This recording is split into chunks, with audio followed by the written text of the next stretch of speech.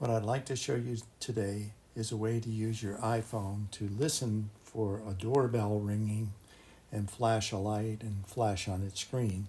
This may be useful if you or a loved one is hard of hearing. So the details will be in the description below, but basically the phone listens for a shortcut and triggers a light and my watch too. So let's try it out.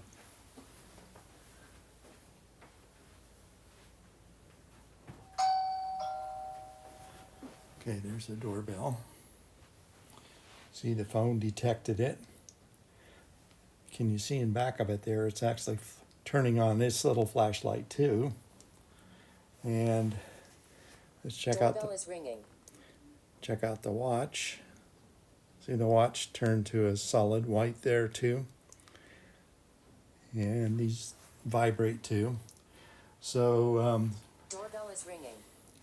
For how this works, again, check the link to the article in the details below the description. It's basically using shortcuts and Apple HomeKit for this light. All these are options. I break it down by a simple, just using the phone, adding a watch, adding a light.